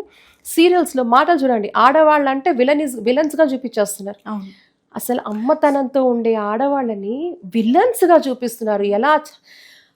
అయ్యో, ఆ మధ్యకాలం అయితే 2-3 హత్యలు కూడా చేసినవి ఆ సీరియల్స్ చూసే చేశారని కూడా చెప్పారు. ఇదే టీవీలో కూర్చొని నేను మాట్లాడాను. అవును మేడం. ఏంటి అంటే ఆ సీరియల్లో అలా భర్తను చంపింది అని అలాగే చేసి అదే ప్రేరణ. ఎంత అండి దారుణం. వీళ్ళకి కూడా ఖచ్చితంగా సెన్సార్ ఉండాలి, సీరియల్స్కి ఉండాలి, ఓటీటీ ప్లాట్ఫామ్స్ మీద ఉండాలి, సోషల్ మీడియా ప్లాట్ఫామ్స్ మీద ఉండాలి. మీరు చూడండి, బయట దేశాలలో ఒక్క అడల్ట్ కంటెంట్ కానీ సీన్ కానీ పెట్టండి, మీరు వ్యూ చేయలేరు బయట. Your mobile is restricted, your usage of social media is restricted బయట దేశాలలో. Yes, try doing it in China తో they have their own stuff, they don't access all this Gmail and all that. వాళ్ళదే మీరు చూడండి, చైనాలో ఉందా? ఎందుకు మాట్లాడరు? You don't talk about why you don't raise your voice. అరే చైనాలో ఎందుకు లేదు, ఈ దేశాల్లో ఎందుకు లేదు, ఆ దేశాల్లో ఎందుకు లేదు? మ్యాక్సిమం కంట్రీస్లో దర్ ఇస్ రిస్ట్రిక్షన్ ఉన్నది. మన దగ్గర ఆస్ట్రేలియా మొన్న బ్యాన్ చేసింది. ఏంటి, పిల్లలు 16 ఏళ్ల వరకు వాళ్ళు ఇన్స్టా వాడకూడదు అనేది ఏదో నియమం పెట్టింది. ఈవెన్ ఆస్ట్రేలియా పెట్టింది. మనం ఎందుకు పెట్టలేకపోతున్నాం? నియంత్రణ ఉండాలి, ఖచ్చితంగా ఉండాలి. ఈరోజు మన యువత నిర్వీర్యం అయిపోతే ఈ దేశం అంటేనే ఆ దేశంలో ఉండే ప్రజలు, అందులో మేజర్ పార్ట్ 40% యువ సంపద. ఇంకా ప్రపంచ దేశాల్లో ఏ దేశాల్లో ఇంత సంపద లేదు. మన సంపద అంటున్నాను, ఆ సంపదని ఇలా కోల్పోదామా మనం? చెప్పండి. వాల్యూ లేక వాళ్ళకి నిజంగానే ఈరోజు వాల్యూ బేస్డ్ ఇది తెలియకుండానే మన యువత నిర్వీర్యం అయిపోతున్నారు, బానిసలు అయిపోతున్నారు, మద్యానికి బానిస. Take example of Punjab live example మీకు. అక్కడున్న యువత ఏమైపోతున్నారు చెప్పండి? మద్యం, మాదక ద్రవ్యాలు, డ్రగ్స్కి బానిస ఎంతమంది యువత. There is a movie also, Udatha Punjab, live examples. అది పంజాబ్లో ఏం జరుగుతుందండి? కొన్ని రాష్ట్రాలు కూడా మాదక ద్రవ్యాలు. ఎవరండి బాధన పడుతుంది? ప్రజల్లో ఎవరు? యూత్. మన యూత్ నిర్వీర్యం అయిపోతే ఈ దేశ పరిస్థితి ఏంటని అడుగుతాను. ఇది ఒక థ్రెట్ అంటున్నాను నేను. నో ఫ్యూచర్ అట్ ఆల్ కదా మేడం. ఇంటర్నల్గా మన దేశంలో ఉన్న యువతని, పిల్లల్ని కలుషితం చేయడం, వాళ్ళని తప్పుదారి పట్టించడం, వాళ్ళకి అనేక వ్యసనాల వైపు మళ్లించడం, ఇది కూడా ఇట్స్ ఎ ప్లాట్. సో ఇవన్నీ మనం ఎంకరేజ్ చేయకూడదు. కొన్ని దేశాలలో గేమ్సే లేవండి, వాళ్ళు ఆ పక్క దేశాల్లో తయారు చేసిన గేమ్స్ మన పిల్లలు వాడుతున్నారు, అగ్రెసివ్ గా పిల్లలు ఆత్మహత్యలు చేసుకున్నారు గేమ్స్ ఆపేస్తారు. అవును, ఆ గేమ్స్ చేసిన వాళ్ళ బిహేవియర్లో ఒక రకమైన క్రూరత్వమైన బిహేవియర్ స్టార్ట్ అవుతుంది. ఎంతమంది ఇంత నష్టం మనకు చేకూరుస్తున్నారు. ఇది ప్రభుత్వాలు ఈజీగా తీసుకోకూడదు. అసలు దీని మీద కాన్సన్ట్రేట్ చేయాలి. ఈ రిఫార్మ్స్ చేయడం వల్ల యూసేజ్ ఆఫ్ సోషల్ మీడియాలో ఏ కంటెంట్ పెడుతున్నావు, ఏ స్కూల్లో ఎందుకు ఇంత విరివిగా, ఇది చాప కింద నీరులాగా మన దేశ యువతను, పిల్లల్ని నిర్వీర్యం చేసే ఒక ప్రయత్నం. ఇది కూడా ఒక వారే, గుర్తుపెట్టుకోండి. టెక్నాలజీ ముసుగులో, ఇటువంటి ముసుగులో ఇది ఒక యుద్ధమే. మీరు మెల్లగా ఒక తరాన్ని ఇరేస్ చేసేస్తున్నారు, అంతే కదా. ఈ తరం లేకపోతే ఇంకా మీకు ఎవరుంటారు? ఇది కూడా ఒక రకమైన ఇట్స్ అ వార్ అండి. ఖచ్చితంగా మీరు నిర్వీర్యం చేసేస్తున్నారు. ప్రొడక్టివ్గా ఉండే ఏజ్ గ్రూప్లో ఉన్న పిల్లలందరూ కూడా వ్యసనాల చుట్టూ బానిసలయ్యి క్రైమ్ యాక్టివిటీ పెంచుకుంటూ, క్రైమ్ వైపు ముందుకెళ్తూ, లేకపోతే హెల్త్ ఇష్యూస్తో హెల్త్ వైపు బారిన పడుతూ, జీవితాలను చిన్న వయసులోనే కోల్పోతూ, డిప్రెషన్లోకి వెళ్తూ, సూసైడ్స్ చేసుకుంటూ, లేకపోతే వాళ్ళు క్రైమ్కి వెళ్తూ అక్కడ మర్డర్స్ చేస్తూ ఇట్లా అయిపోతుందంటే ఈ దేశ యువత విచ్ఛిన్నం అయిపోతున్నారంటే తప్పకుండా ఇప్పుడు ప్రభుత్వాలు బాధ్యత తీసుకోవాలి. పార్టీలు పక్కన పెట్టండి, ఏ పార్టీ అయినా, ఎవరు రూలింగ్లో ఉన్నా, ఇది దేశ ఇంటిగ్రిటీకి సంబంధించిన విషయం. ఇది చిన్నగా తీసుకోవద్దు. ఇదేదో ఊరికే మనం కూర్చొని మీకు టైం లేక, మీకు పని లేక కాదు, నాకు పని లేక కాదు. వీ హ్యావ్ లాడ్ ఆఫ్, మనకు చాలా పనులు ఉన్నాయి. ఈరోజు దేశం మీద ఇష్టంతో, ప్రేమతో మన తోటి భారతీయుల్ని మనం కాపాడుకునే ఒక ప్రయత్నం మటుకి ఇందులో పెద్దగా చాలా ఆలోచించాల్సిందే. ఇంత జరుగుతుందా అంటే ఎస్, ఇదే పరిణామం, ఇదే జరుగుతుంది. ఎందుకంటే మీరు దేశ విదేశాలు చూసొచ్చి మాట్లాడుతున్న మనిషి మీరు కదా. ఖచ్చితంగా చూడండి, పక్క దేశాల్లో when we got train into హ్యుమానిటేరియన్లో 2 ఏళ్ళు 3 ఏళ్ల పిల్లలకి వాడు ఆయుధాలు ఇస్తారు. ఒకటే చెప్తారు వాళ్ళు, ఇది నీ దేశం, ఈ పక్క దేశం నీ శత్రు దేశం. వాడు చెప్తాడు పక్కన, భారత్ నీ శత్రు దేశం అని చెప్తాడు వాడికి చిన్నగా. వాడికి అమ్మ పాలు పట్టరు, విషయం అది ద్వేషం అనే ఆలోచనలే పడతారు వాళ్ళకి. ద్వేషం, చంపేయాలి. చిన్న పిల్లలకి ఆయుధాలు ఇస్తారు. We have seen all this training programs in Australia. And పక్క దేశాల్లో, బంగ్లాదేశ్లో జరుగుతున్నటువంటి హింసకాండకి ఇదే ప్రేరణ అంటారా? వాళ్ళల్లో ఇదే నింపి పెంచారా? ఖచ్చితంగా అండి. విద్వేషం, కేవలం విద్వేషం అంతే, ఇంకేం లేదు. ఎందుకంటే బంగ్లాదేశ్ అనే ఒక దేశం పుట్టుకకు కారణం భారత్. ఈరోజు అక్కడ ఆ దేశం ఉంది అంటే అనేక రకమైన ఒడిదుడుకుల్లో వాళ్ళు పడిన హింస, వాళ్ళు పడిన బాధలకు వాళ్ళకి విముక్తి వచ్చింది అంటే దానికి కారణం భారత్ సహాయం వల్లే. ఆ రోజు వేల మంది మన జవాన్లు, మన సోల్జర్స్ రక్తాన్ని చిందించారు బంగ్లాదేశ్ విముక్తి కోసం. బంగ్లాదేశ్ అనే ఒక దేశం విముక్తి కోసం, అక్కడ ప్రజల కోసము, వాళ్ళ హితం కోసం మన సైనికుల రక్తాన్ని చిందిస్తే ఈరోజు మన హిందువుల రక్తాన్ని వాళ్ళు చిందిస్తున్నారు. అంటే కనీస కృతజ్ఞత భావన కూడా లేకుండా వాళ్ళు చేస్తున్న చర్య దేమంటారు? ఈరోజు హిందూ కనబడి చంపేయండి. ఇప్పటి వరకు కూడా మీరు చూస్తూ ఉండే ఆల్మోస్ట్ 71 కేసెస్ మనం చూస్తూ ఉన్నాం 30 జిల్లాలలో, డిఫరెంట్ ప్లేసెస్లో. అన్రిపోర్టెడ్, యునైటెడ్ నేషన్స్ రిపోర్ట్ చేసిందే ఒక 2000 సంఘటనలని రిపోర్ట్ చేశారు. బట్ అది కూడా మీడియా కూడా అక్కడ అంత స్వేచ్ఛ ఏం లేదు. ఇంత సమాచారంతోనే అది చెప్పగలుగుతున్నారు. కానీ కొన్ని లక్షల అన్రిపోర్టెడ్ కేసెస్ మనం బంగ్లాదేశ్లో చూస్తూ ఉన్నాం. దీని గురించి నేను మాట్లాడితే ఎక్కడో ఉన్న బంగ్లాదేశ్లో ఉన్న యువత రెస్పాండ్ అవుతున్నారు నా సోషల్ మీడియాలో. మన వాళ్ళు మాట్లాడటంలా వాడు మాట్లాడుతున్నాడు అంటే వాడి విజిలెన్స్ ఎంత ఉంది చూడండి. వాడి విజిలెన్స్ ఎంత ఉంది. ఎక్కడో బంగ్లాదేశ్లో కూర్చున్న యువత నేను ఇది తప్పు అని మాట్లాడితే అంతర్జాతీయ సమాజం ఎందుకు మౌనంగా ఉంది, మానవ హక్కు సంఘాలు ఏం చేస్తాయని ప్రశ్నిస్తే ఇది అన్యాయం అని చెప్పండి, ఇది మీద ఆంక్షలు తీసుకురండి అంటే, అక్కడున్న బాధితులను కాపాడండి అంటే అక్కడున్న వాడు రెస్పాండ్ చేస్తున్నాడు. వాడు మన దేశానికి సంబంధించి విషం జమ్ముతున్నాడు. వాడు మన దేశ జెండాని కూడా తొక్కుతున్నట్టు వీడియోస్ పెడుతున్నాడు వాడు. అంటే వాడి యొక్క స్క్రూటినీ ఎలా ఉందో చూడండి మీరు. ఇది ఎంత భయంకరమైన పరిణామం చూడండి మీరు. అవును మేడం. ఇక్కడ నేను ఎక్కడో హైదరాబాద్లో ఉన్నాను, వాడు ఎక్కడో నుంచి వాడు ఎంత స్క్రూటినైజ్ చేస్తున్నాడు వాడికి అగేన్స్ట్గా, అంటే వాడు చేస్తున్న పనులని ఎత్తి చూపుతున్నప్పుడు వాడు ఎంత విషయాన్ని జిమ్ముతున్నాడు చూడండి. మన వాళ్ళు ఎందుకున్నారు, యువత ఎందుకు మాట్లాడు, మన వాళ్ళు ఎందుకు మాట్లాడు, నిమగ్నం వాడి సొంత జీవితాలలో. మేం బాగుంటే సరిపోతుంది. సరిహద్దుల్లో ఈరోజు సరిహద్దుల్లో మైనస్ టెంపరేచర్లో మీరు చూడండి, సియాచిన్ అటువైపు వెళ్ళండి, అసలు వెళ్ళి ఒక్క క్షణం ఒక్క పూట ఉండలేరండి.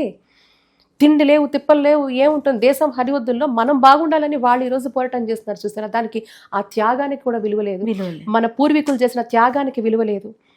మనకి ఇప్పుడున్న మనకి మన పూర్వీకులకి ఒక జనరేషన్ 2 జనరేషన్స్ మాత్రమే డిఫరెన్స్ ఉంది. ఆ రోజు వాళ్ళు త్యాగాలు చేస్తేనే ఈరోజు మనం ఇలా కూర్చొని స్వేచ్ఛగా మాట్లాడుకుంటున్నాం. మనకి స్వేచ్ఛనిచ్చింది వాళ్ళ భిక్ష, వాళ్ళ ప్రాణ త్యాగాలు చేస్తే మనకి స్వేచ్ఛ వచ్చింది. ఈ స్వేచ్ఛకి కారణం వాళ్ళు. ఆ రోజు దేశం మీద ప్రేమ, ధర్మం మీద ప్రేమతో వాళ్ళు చేసిందే ఈరోజు మనకు స్వేచ్ఛ, మనం అనుభవిస్తున్న స్వేచ్ఛ. ఈ స్వేచ్ఛని ఈ పిచ్చి పిచ్చి వేషాలతో దుర్వినియోగం చేస్తున్నారు కొంతమంది. అంతే. ఆ యాక్చువల్ పాయింట్స్ మీద కాకుండా డెవలప్మెంటల్ స్వలాభం కోసం ఏదో మాట్లాడాలన్న తపన కోసమే మొత్తం మెజారిటీ మాట్లాడుతుంది. మారల్స్ అంటే కుటుంబం, నేను ఎస్ నువ్వు బాగుండాలి, మీ కుటుంబం ఎస్ బాగుండాలి, నా దేశం ఎక్కడుంది అసలు, నేను ఇలా ఉంటే, నేను ఇలా మాట్లాడితేనే ఏంటి, what is that your achieving? Nothing. Me contribution ఏంటి దేశం కోసం? ఈ గడ్డ కోసం మీ కాంట్రిబ్యూషన్ ఏంటి? మన కాంట్రిబ్యూషన్ ఏంటి? నేనైతే క్వశ్చన్ చేసుకుంటాను నేను. What is our contribution for our country? అసలు ఉందా దేశం మీద ప్రేమ ఉందా వీళ్ళకి? ఎవరికైనా స్వేచ్ఛ కోసం మాట్లాడే వాళ్ళకి ప్రేమ ఉందా దేశం మీద? స్వేచ్ఛ ఇచ్చిందే ఒక రక్తపాతంతో, వాళ్ళ త్యాగాలతో, వాళ్ళ ప్రాణాలు అర్పిస్తేనే మనకి ఈరోజు స్వేచ్ఛ వచ్చింది. వాళ్ళ జీవితాలు మొత్తం అంకితం చేస్తేనే మనకి ఈరోజు స్వేచ్ఛ వచ్చింది. ఈ స్వేచ్ఛని మనం ఎవరిచ్చిన భిక్ష అంటారు? ఈరోజు మన స్వేచ్ఛకి నిర్వచనే మార్చేస్తున్నాం. దేశం మీద ప్రేమ లేదు, ధర్మం మీద ప్రేమ లేదు, కట్టుబాట్ల మీద ప్రేమ లేదు, మన కుటుంబాల మీద ప్రేమ లేదు, మనమైనా మనం ప్రేమించుకుంటున్నామో లేదో నాకు తెలియదు. సో ఇవన్నీ లేనప్పుడు స్వేచ్ఛ గురించి మాడే అధికారం ఎవరికి ఉందండి? సో ఏదో పిచ్చి బట్టలు వేసుకొని ఏదో పిచ్చి వీడియోస్ చేస్తే అది స్వేచ్ఛ అనడం కరెక్ట్ కాదు. Let us know proper history. మన చరిత్ర తెలుసుకుందాం, మన దేశం ఎంత గొప్ప తెలుసుకుందాం, మన దేశంలోని ఆడవాళ్ళు ఎంత గొప్పవాళ్ళు. మన దేశంలో ఆడవాళ్ళు వాయిస్లెస్ అని చెప్పే మూర్ఖులకు చెప్తున్నారు. We were the most powerful women, we are and we will be. అది ఎప్పుడైతే మనం తెలుసుకుంటామో మన వారసత్వ సంపద అంత పవర్ఫుల్, అంత గొప్పది అని, అప్పుడు మీకు అర్థమవుతుంది వాళ్ళు స్వేచ్ఛకి ఎంత గొప్ప నిర్వచనం ఇచ్చారు అని. వితాంతుల గురించి మాట్లాడతారండి, విడోస్ గురించి. అయ్యో భారతదేశంలో ఎక్కడండి? అహిల్యాబాయి హోల్కర్ భర్త చనిపోయిన తర్వాత తన కుటుంబాన్ని చూసుకుంది, తన రాజ్యాన్ని చూసుకుంది. ఉత్తరం నుంచి దక్షిణం వరకు భారతదేశం మొత్తం కూడా అనేక ఆలయాలు పునర్నిర్మించిందండి ఆవిడ. ఇప్పుడు మనం చూస్తున్న కాశీ కావచ్చు, మథుర కావచ్చు, ఉజ్జయిన్ కావచ్చు, గుజరాత్లో ఉన్న సోమనాథ్ కావచ్చు, అనేక ప్రముఖ ఆలయాలు పునర్నిర్మించింది ఆ మహనీయురాలు. మరి భర్త చనిపోతే భారతదేశంలో ఇలా చేశారు అలా చేశారు అన్నారు కదండి. ఆవిడ గుళ్ళనే నిర్మించిందండి. ఇప్పుడు మనం చూస్తున్న అనేక గుళ్ళు ఎవరైతే మొఘళ్ళ కాలంలో వాళ్ళు ధ్వంసం చేశారో, ఇవన్నీ చేశారో, ఈ ఇన్వేషన్స్ ద్వారా జరిగిన ధ్వంసాన్ని అన్నింటినీ కూడా మళ్ళీ అన్ని గుళ్ళని పునర్నిర్మించింది ఆవిడ. రాజ్యాన్ని సుసంపన్నం చేసింది, శత్రురాజుల నుంచి జయించింది, రాజ్యాన్ని కాపాడింది, ప్రజల్ని కన్నబిడ్డల్లా చూసుకుంది. ఎక్కడుందండి డిస్క్రిమినేషన్? మన బుర్రలన్నీ నెగటివ్ నరేటివ్స్తో నింపేసి ఈ ధర్మంలో పుట్టిన ఆడవాళ్ళకి ఈ వేళాకోళం, హేళన. ఇంతమంది దేవుళ్ళు, అంతమంది దేవుళ్ళు, ఆ దేవుళ్ళు 3 కోట్ల దేవుళ్ళు, పప్పన్నం తినే వాళ్ళకి ఒక దేవుడు, పెరగన్నం తినే వాళ్ళకి ఇంకో దేవుళ్ళు అని మాట్లాడడం. ప్రతి దగ్గర భగవంతుడు సర్వాంతర్యామి అని చెప్పే ఒక గొప్ప ధర్మం ఇది.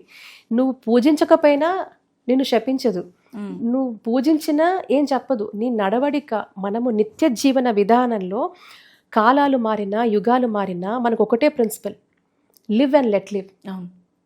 ఏది మంచిది, నువ్వు మంచి చేస్తే నువ్వు ఆ భగవంతుని చేరుకునే మార్గం నీకు సులభం అవుతుంది. నువ్వు చెడు కర్మలు చేస్తావా? చెడు అంటే పక్కనోడిని హింసించడం, బాధ పెట్టడం, రక్తపాతం చేయడం, అమానుషంగా ప్రవర్తించడం, దుర్భాషలాడడం, ఇలాంటి అనేక నెగిటివ్ క్వాలిటీస్ అన్నీ కూడా నిన్ను మళ్ళీ పతనంలో తోసేస్తుంది. ఇంతే కదా, ఇంతే చెప్పు. అంతే. నువ్వు ఇది చేయకపోతే ఇలా ఉంటావు, ఇలా చేయకపోతే నువ్వు చెప్పావు. కర్మ సిద్ధాంతం చెప్పింది. కర్మ సిద్ధాంతంలో నీకు భక్తి సిద్ధాంతం చెప్పింది, జ్ఞాన సిద్ధాంతం చెప్పింది. నాలెడ్జ్ ద్వారా నువ్వు భగవంతుని చేరుకోవచ్చు, భక్తి ద్వారా నువ్వు చేరచ్చు. లేదు నేను నా కర్మను అనుసరించే చేస్తానంటే సత్కర్మలు చేయని చెప్పింది. ఇంకేం చెప్పింది? There is no complication at all. ఎవరో ఏదో వాళ్ళ నచ్చింది రాస్తే మన ధర్మం ఏర్పడలేదు. మన ధర్మం ఎప్పుడు కూడా ఫిల్టర్ అవుతూనే వచ్చింది. యుగానికి తగినట్టుగా, కాలానికి తగినట్టుగా మన ఒక ధర్మం ఫిల్టర్ అవుతూనే వచ్చింది, అడాప్ట్ చేసుకుంటూ వస్తుంది కొత్తదనాన్ని. అందులో మంచిని ఇమిడుస్తూ ముందుకెళ్తుంది. అందుకే ఇన్ని వేల సంవత్సరాలైనా, లక్షల సంవత్సరాలైనా, వేల సంవత్సరాలైనా కూడా మన సివిలైజేషన్ ఇంకా ఉంటుంది. ఆ చంద్ర తరార్కం ఉంటుంది. ఎందుకు ఉంటుంది అంటే వితండవాదన చేసే వాళ్ళకి చెప్తున్నాను.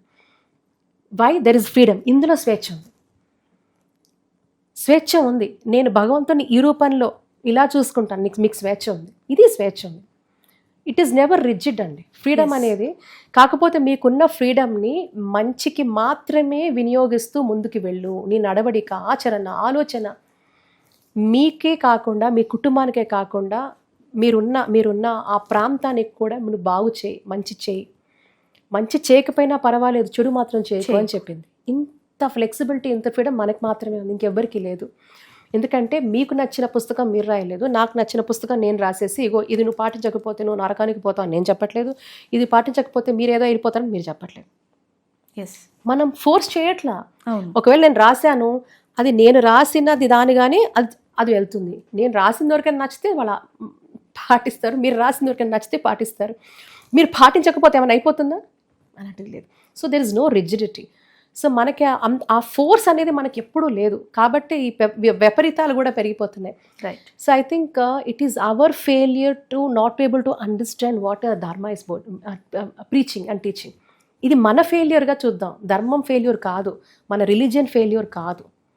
ఇట్ ఈస్ ఆల్వేస్ సెట్, మీ నడవడిక, మీ ఆలోచన మంచి మాత్రమే చెయ్యి, చెడు వైపు చూడకు అని చెప్పింది. దాంట్లో అనేక మార్గాలు మనకి మెథడ్స్ చెప్పింది. మీకు నచ్చిన మార్గం మీరు చూసుకుంటారు, నాకు నచ్చిన మార్గం నేను చూసుకుంటాను. సో అది మాత్రమే తప్పించి ఇంకా మిగతాది ఏం లేదండి. సో వితండవాదన చేసే వాళ్ళకి చెప్పే మాటలు కూడా ఇది ఒక అనంతమైన సముద్రం. సముద్రం ఎదగలుగుతారా? ఆకాశం ఎంతవరకు ఉందో విస్తీర్ణ చెప్పగలుగుతారా? వీళ్ళందరూ చెప్తారా? ఇంత వితండవాదన చేసేవాళ్ళు ఆకాశం గురించి చెప్పలేరు, సముద్రం ఎంత లోతుందో చెప్పలేరు. కానీ హైందవ ధర్మాన్ని మీద వేలెత్తి చూపే వాళ్ళకి నేను చెప్పేది ఇవన్నీ. కాబట్టి మంచి మాత్రమే ప్రబోధించే ఈ ధర్మాన్ని నమ్ముదాం, ఆచరిద్దాం. ఇందులో కాంప్లెక్సిటీస్ లేవు. There is so much of freedom. అది నీ మంచికి, మీ కుటుంబం మంచికి, సమాజం మంచికి చేసుకుంటూ ముందుకెళ్ళమంది. That's what we believe. Thank you ma'am. Let's this be a start of many more of our discussions to తప్పకుండా. Thank you Yamunaji. నమస్తే.